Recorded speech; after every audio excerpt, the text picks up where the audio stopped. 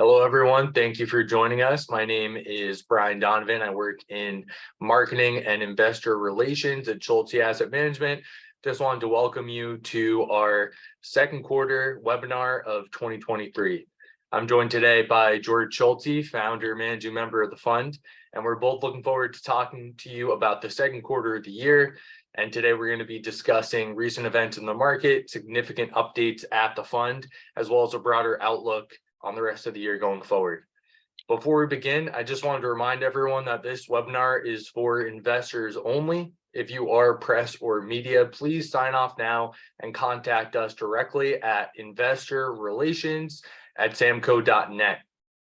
We will be taking questions at the end of this presentation. If you'd like, you can either type them into the chat box below, or if you would rather have them live, you type live before your question and I can unmute you and you can ask them to us directly. Now, if you give me one moment, I'll pull up our presentation and we can get started for the day.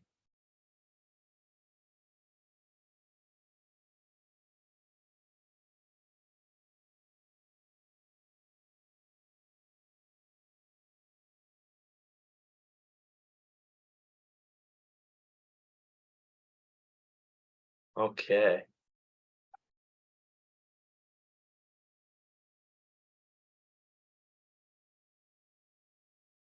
So kicking off today's presentation, we had a decent quarter so far for 2Q. The fund performed a net average of 1.9%. It did handily beat the benchmarks, which we will go on to discuss in a moment. Like I'd mentioned before, up 1.9% for 2Q 2023, 1.8% year to date, and our liquid share class is up 3.5% year to date as well.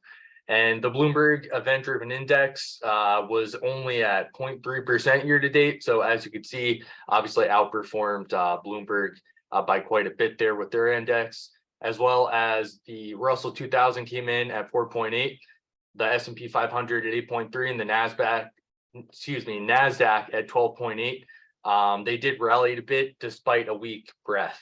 And our funds year-to-date gains followed a strong return, as we'd mentioned in Q4 of 2022, and not the year at up 10%.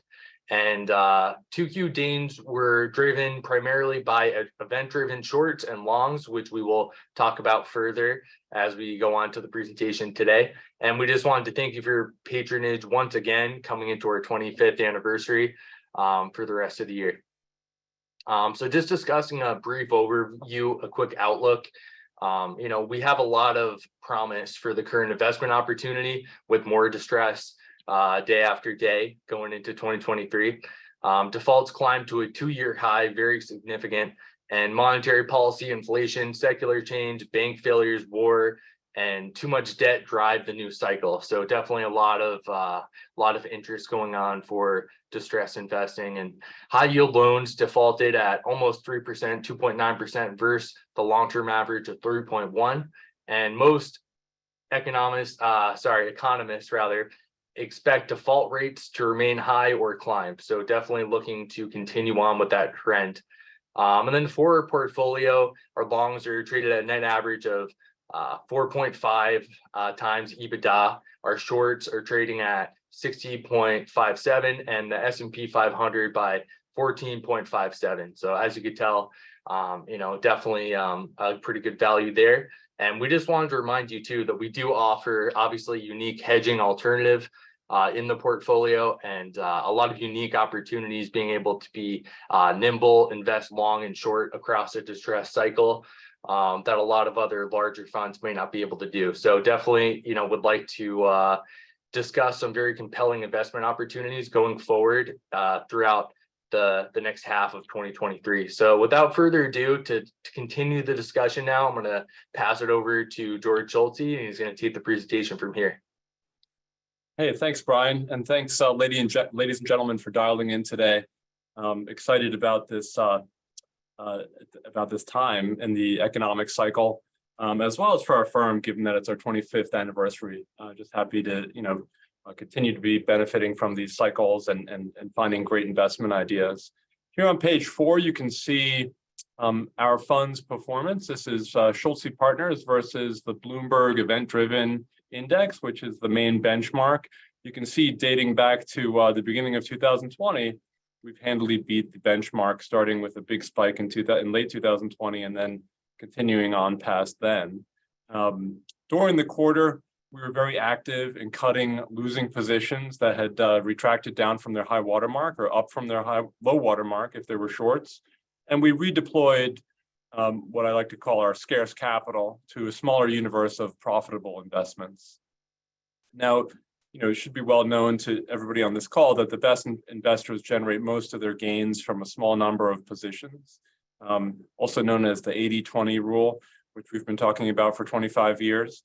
The good thing about this, by the way, is that it helps reduce risk during periods of heightened market volatility like we've seen so far this year. And it also generates tax benefits for our taxable investors. So by the way, even though last year was tough, we're grinding back up and we're pretty optimistic right now about the outlook. We'll talk more about the distressed space generally.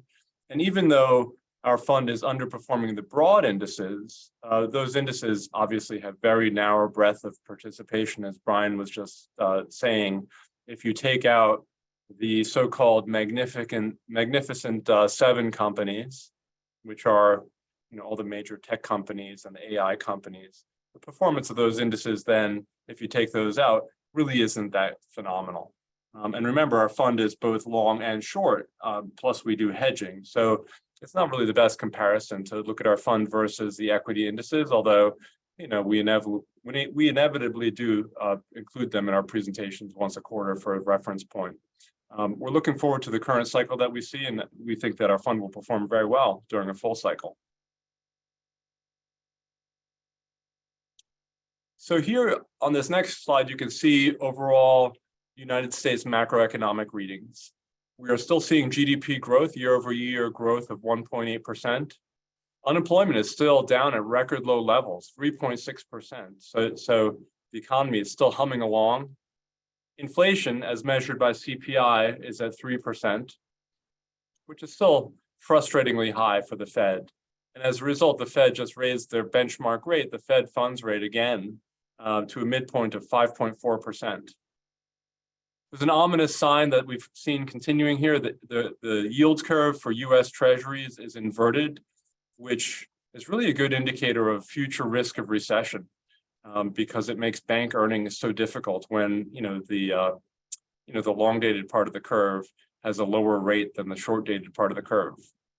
And so overall, monetary policy is contractionary, but US fiscal policy is expansionary, which is kind of an odd development. On the monetary side, the Fed is tightening policy, it keeps raising interest rates, now to new record highs going back the last 20 years. It's also letting assets mature on its balance sheet without replacing them, otherwise known as quantitative tightening. And so, having said that, the balance sheet for the Fed had previously ballooned up to $9 trillion in size, which is the largest in the history of the world.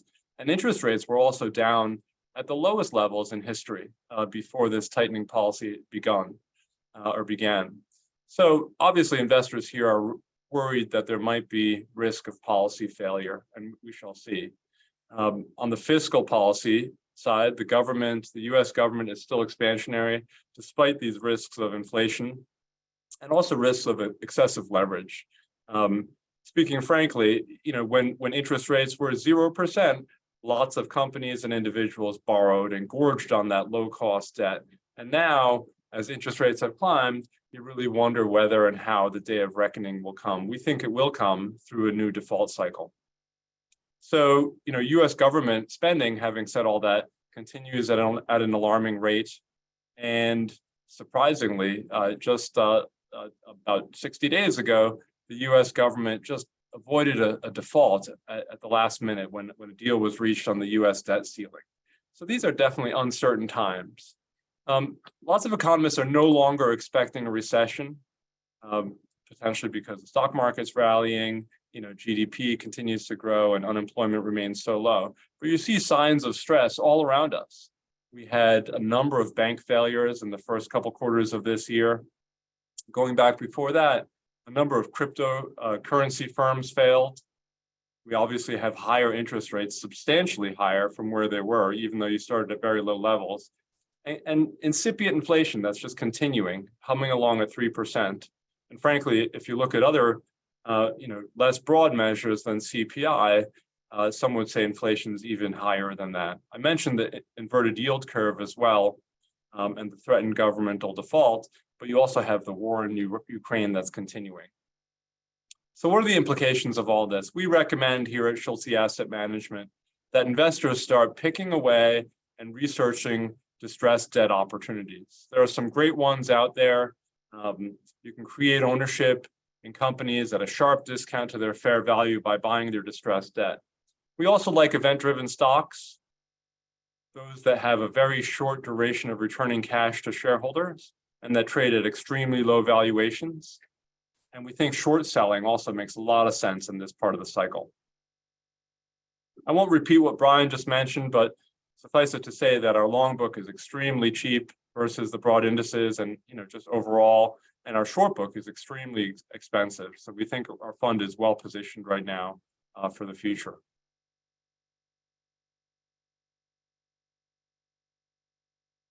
So we are clearly at the beginning of a new distress cycle. You can see it here visually on the right-hand side of slide number 6. Default rates are climbing. Default activity rose to a 2-year high during June, as calculated by JP Morgan. So far this year, 26 firms defaulted on over $41 billion in debt, junk-rated debt, and a combined total of $52 billion in junk-rated defaults if you include distressed exchanges. That compares with only $47 billion or $47.8 billion for all of 2022. So we're clearly in a new cycle here. And we think the main drivers are really higher interest rates, but also inflation and how that impacts so many different companies. As I mentioned earlier, it's really an ideal time right now to start purchasing select distressed debt positions where you can gain ownership in the fulcrum security. And the question on the right side of the page is really, where will defaults go next? Clearly, we're in an uptrend with defaults. As I mentioned at the beginning, there was record junk debt issuance during the fixed income bubble, and it's all but certain in our view that these trends will drive substantial future distress going forward. So turning to themes and industries where we're currently seeing distress. This list is updated. We updated each quarter. And let me just make a couple comments about it. On the airline space, you have some interesting M&A activity after the recovery from COVID. There's one big merger that's pending, the merger of Spirit Airlines with JetBlue, currently subject to pretty tough antitrust scrutiny, but we think there'll be that the merger will ultimately occur. On the automaker side, there's some interesting post-distress equities like Stellantis, and all companies in that space are fighting or trying to adapt to secular change as Tesla takes more and more market share with its EVs. On the coal side, very interesting opportunities with some post-distress equities like Alpha Metallurgical Coal, which we've covered in these calls in the past. I mentioned crypto blow-ups earlier. A number of the largest crypto companies have either blown up or are facing big challenges, like Coinbase right now is facing extreme regulatory scrutiny. FTX obviously blew up.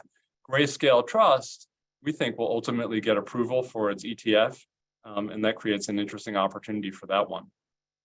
Turning to energy, in a couple pages, we'll discuss Chord Energy, which is a very interesting post-distress equity that we own.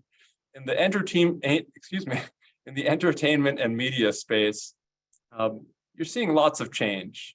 Again, with all these themes or all these industries, too much debt is a big theme. But in entertainment and media, and also down below in retailers, you're seeing big secular change. And that's causing difficulty for companies like Diamond Sports, which has second lien debt trading down in the single-digit cents on the dollar, and National CineMedia, which is an advertising company that's still fighting with a full recovery from COVID. So there's lots of activity in that space, and we expect more to come. We'll talk about financial services and bank failures in a few moments. But just looking at the rest of this list, I did mention the U.S. government's risk of potential default, which is really unusual and hopefully not a systemic problem going forward, but perhaps a little bit unpredictable. A new theme down at the bottom of the list also with telecommunications companies, lead cable environmental liability. That seems to be impacting or posing a threat of risk of litigation to a number of the big telecom firms like AT&T, Frontier, and then even Windstream, which recently emerged from bankruptcy, and Unity, which owns a big network of telecommunications assets. On the utility side, we think there are some very interesting post-distress equities, companies that previously restructured, offer strong returns of capital to their shareholders via dividends and/or stock buybacks, and really present nice themes for investment during this time where there's so much uncertainty because of the safety of utilities.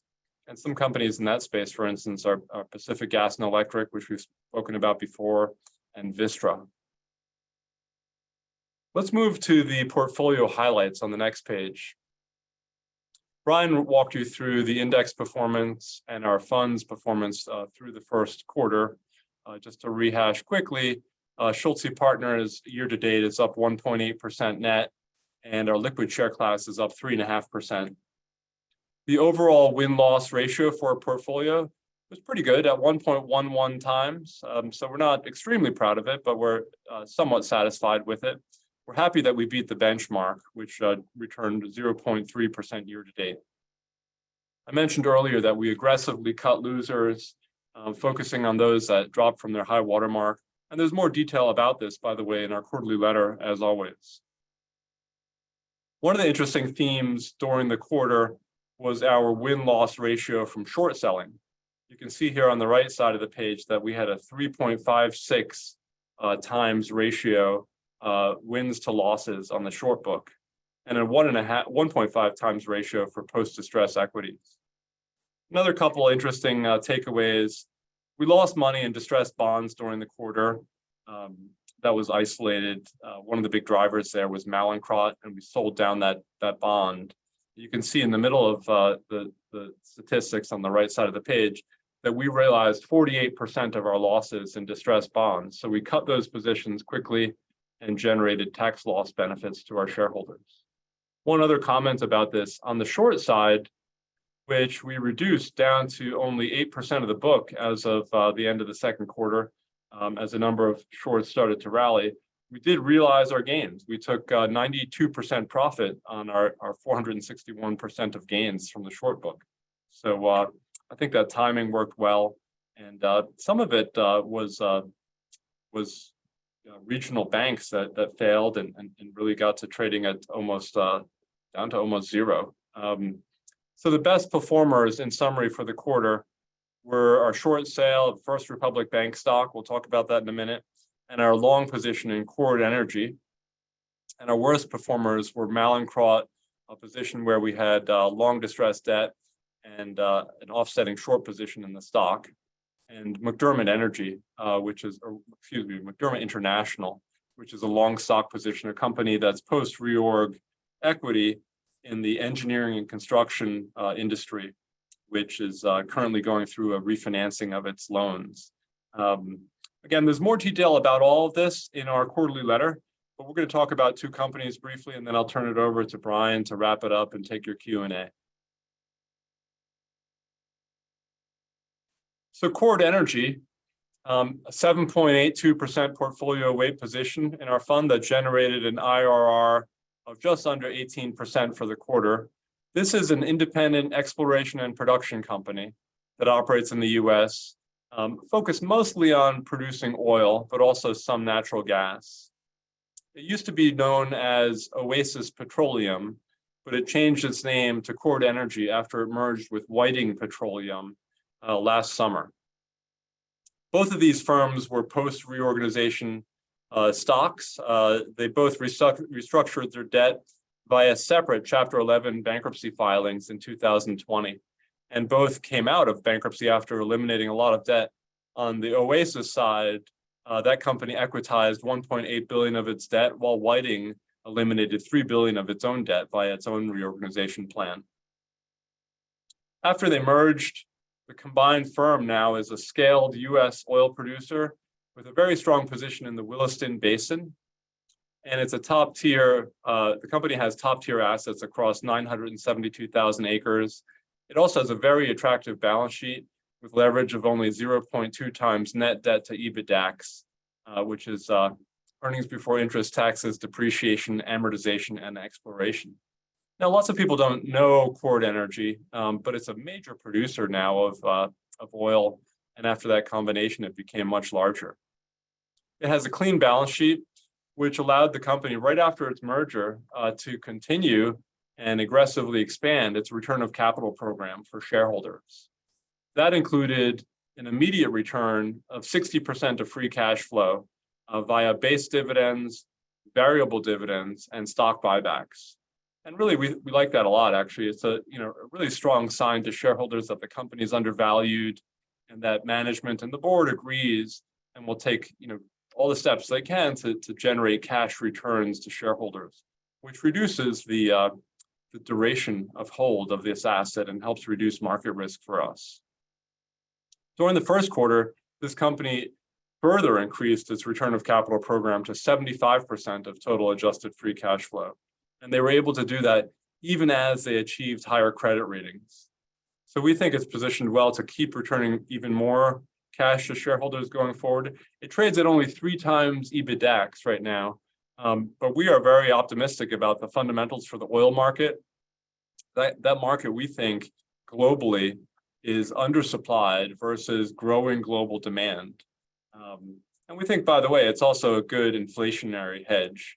To the extent the Fed is having difficulty with inflation and you're seeing pretty solid growth around the world, the price of oil is likely to continue to stay high.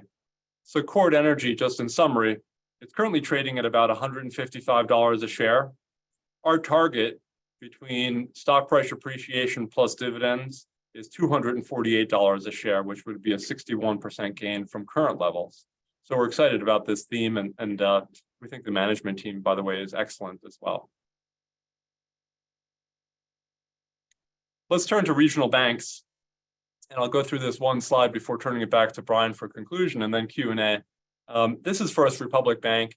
I think most investors on this call are familiar with this company.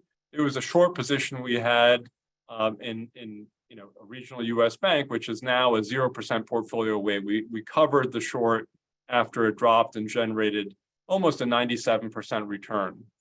So we did very well with it. The background with regional banks is that, and this one specifically, it used to operate in both urban and coastal markets with a focus on banking and private banking and business banking.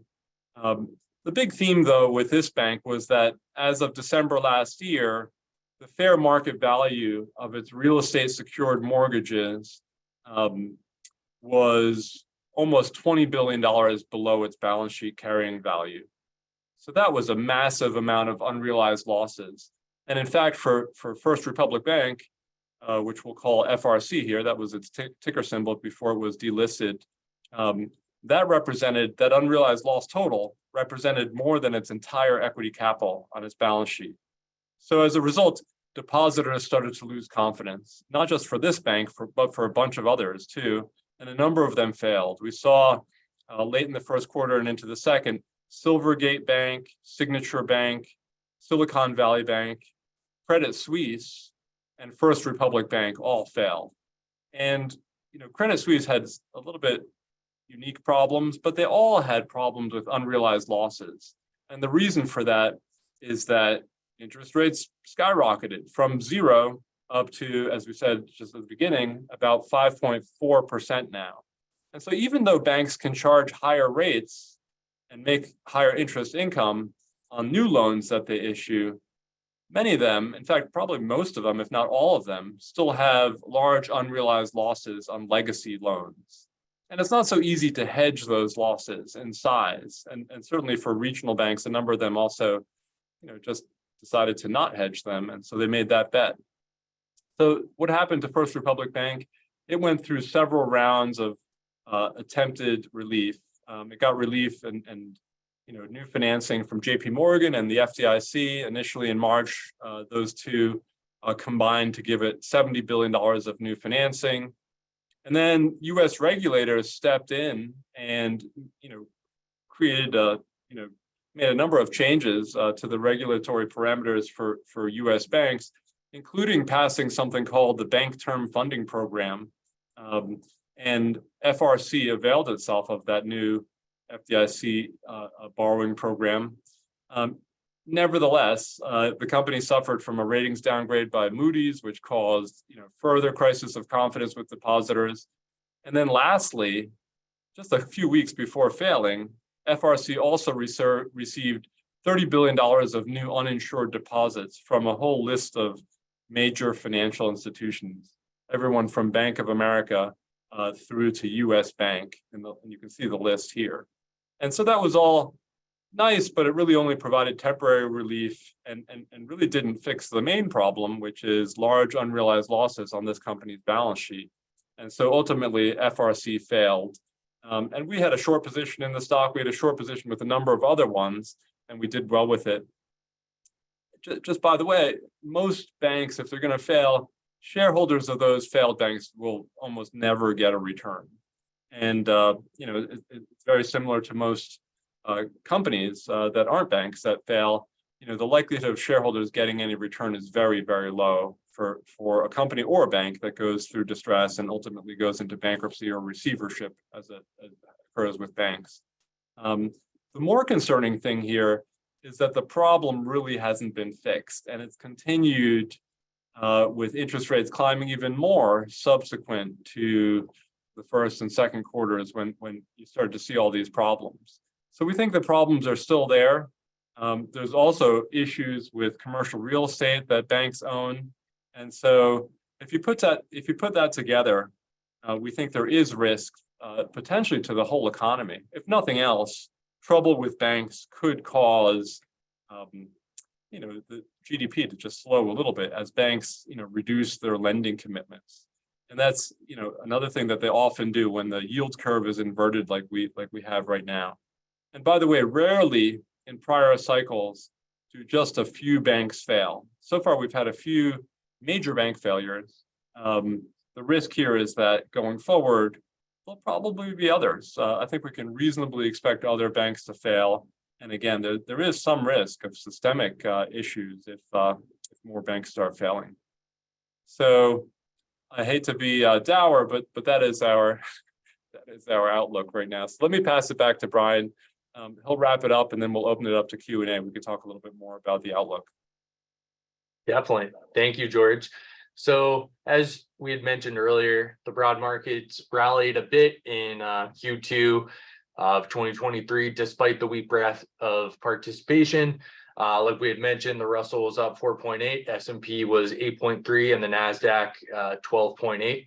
And our fund was up 1.9% for Q2 of 2023, 1.8% year to date so far this year, with gains primarily driven by short sales and long positions in the event-driven securities.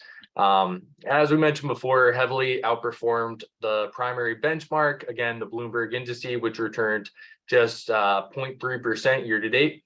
And our fund's liquid share class was up quite a bit, 3.5% year to date. And our win-loss ratio for Q2 2023 was favorable, and we've generated strong returns so far moving into Q3 of 2023. Like we had mentioned before, the portfolio is attractively priced, with the longs at 4.5 times EBITDA and the shorts at 60.57, which again compares favorably versus S&P 500, which is at 14.57. And moving into the rest of the year, the current macro landscape is favorable. We have more distress and defaults climbing to a 2-year high in June.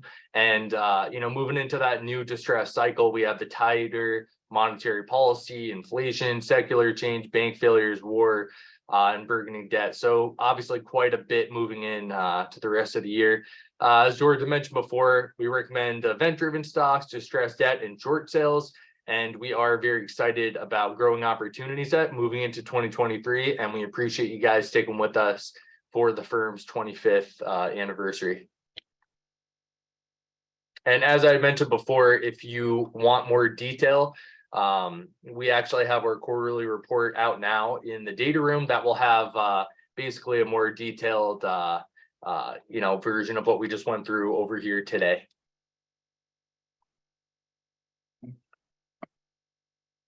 Now we just have a little quick screenshot of our performance here. And we will open it up to Q&A. So once again, if you guys have any specific questions, you could type them into the chat box and we will take a look at them now. Take a look here. Let me check again, check the chat, any Q&A. So we have actually our first question of the day for you here, George. Given close to 3% default rate, one of the highest level in almost 20 years, where do you think the best place to put money for distressed securities is right now? Okay, thanks for the question. So just to be clear, the default rate isn't at the highest level in 20 years, but interest rates have climbed to the highest level in nearly 20 years. I misspoke there. Yes, apologies. Yeah. No, it's okay. But and I think it was shown pretty well visually in that chart we had back on page 6. We're clearly at the beginning, early stages of a new distress cycle. Defaults are climbing. It seems to me inevitable that they'll climb from here further because we're just seeing so much inflation. Inflation for everything, not just for the cost of products that people are buying and that companies have to buy to try to make profit, but even for borrowing, and that you're seeing that with interest rates really spiking from record low levels to 20-year highs now. And so where does that best position an investor that plays in this market? I think fortunately for us, I think it plays well to our skill set because we like to short sell stocks that are headed into trouble early in the cycle. Now, is it foolproof? No. Sometimes stocks become meme stocks, like you saw.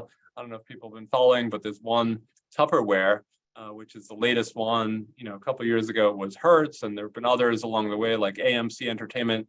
And even before they were called meme stocks, they were just called short squeezes. So sometimes if there's a lot of liquidity sloshing around the system, companies that are facing risk of default and potential bankruptcy will rally, but usually it's temporary. And so I really do think that the best opportunity right now, early in the distress cycle, is short selling firms facing risk of distress, because in nearly 100% of the time, if they do go bankrupt, shareholders get nothing. Sometimes there is volatility along the way, and it can take time.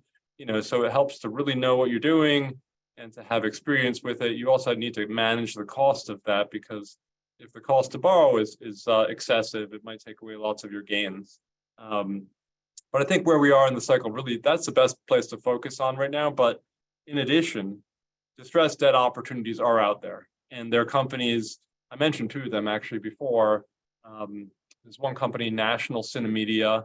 Its bank debt and bonds, first lien paper, trade at about 29 cents on the dollar, and that's the fulcrum security. That means that class of creditors will receive, when it comes out of bankruptcy, which we expect to happen just in a few weeks, it'll receive most of the newco equity when the company reorganizes. And I like the valuation that creates, because that business eliminates all of its debt through its bankruptcy plan and comes out on the other end really well positioned to continue to provide advertising right before you watch movies in movie theaters. In fact, it's the largest operator in that space in the United States. And even though COVID had shut down lots of movie theaters during the COVID pandemic, we're well past that now. And so now that company's balance sheet has been fixed or is about to be concluded through his bankruptcy plan, it'll come out with almost no debt at all. And creating that new equity at the value that the current first lien debt trades at about 29 cents on the dollar represents an attractive value.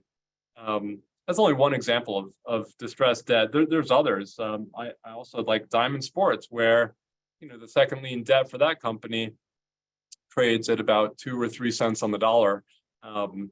Now that company has sort of bigger issues. It still has to work through and finish updating its business plan for all the secular change that we've had in the regional sports broadcasting business.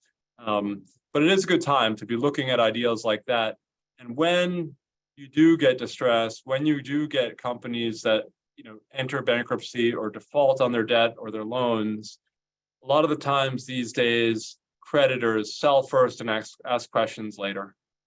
They simply do not want to be or can't be an equity owner in business that restructures, and so they become forced sellers really without regard to what the future business might be worth. So I think that's the best place to trade this cycle right now. Great.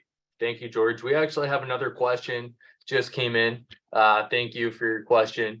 It reads, any new court or other rulings that will impact going forward investing? What is happening to competitive managers' cash flows? Good question. So two parts of that question. Court rulings, yes. And we've been watching this actually for several quarters. There was something called the Texas two-step, which is a bankruptcy maneuver that some companies were using really to try to skirt the main principles of bankruptcy law. We saw it with Johnson & Johnson. They had liabilities in a that they had tried to allocate to one of their subsidiaries, liabilities related to production of talc and respiratory disease that followed production and sales of talc products. They tried to put those liabilities and ring fence them into a new subsidiary they created called LTL. And they put that company, LTL, into bankruptcy. And they incorporated it in Texas and then moved it to a different jurisdiction to put it into bankruptcy. And the parent company that we all know because of the branded products it produces, things like Band-Aids and Johnson & Johnson's shampoo, et cetera, all these different brands that they own, which are blockbuster products that they've produced over the years, were owned by the parent company. And the parent company offered, I think it was up to $60 billion of financial support to this subsidiary. Well, eventually, the judge overseeing that first LTL subsidiary bankruptcy threw it out. And it was really a nail in the coffin of the Texas two-step bankruptcy. And it really caused problems for other companies which had tried to do a similar maneuver. For instance, 3M tried a similar maneuver to try to isolate and ring fence liabilities that it had from prior earplug sales and manufacturing for governmental customers in the United States. So it was an interesting development with the LTL bankruptcy, Texas two-step bankruptcy being thrown out. But Johnson & Johnson came back to the drawing board and filed an updated new bankruptcy, which was thrown out again just this week. So I think that's sort of the biggest new development in bankruptcy land with court rulings. It was controversial to have Texas two-step bankruptcies. Now you have Johnson & Johnson failing twice at it, and apparently 3M also failing at it. So that's a big change, I would say, in bankruptcy law. Separate from that, there's some interesting and wonderful disputes going on day by day in lots of different bankruptcy courts. And I would say that, mass tort liability related to opioid manufacturing is one. You'll see something, I think, there with Mallinckrodt, maybe filing for bankruptcy again in the very near term. And there's also very interesting intercreditor disputes. I think you'll see more of that. You saw that with National Cinemedia and Diamond Sports also. Definitely. So I think you had, I think there was a second part to that question, Brian. So I was a little long-winded, but it required a lot of explanation. I'll repeat that for clarity right now. The second part of the question reads, what is happening to competitive managers' cash flows? I'm not sure what that means. I think that means what's happening to people that we, managers that we can compete with. And, I think everybody has their own, their own different business model. I would say generally our firm, to the extent we're focused on the distressed market, we're a little bit unique because we short sell, we invest long, we invest up and down the capital structure.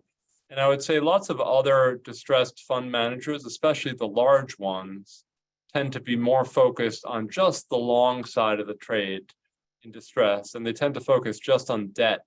So some of them are more focused and operate private equity funds or CLO fund type structures. And those businesses have very different outlooks right now than ours does, because they don't do short selling, and they tend to just focus on one part of the capital structure for distress. And so early in the cycle, that can, I would say it can be pretty challenging for them. Definitely.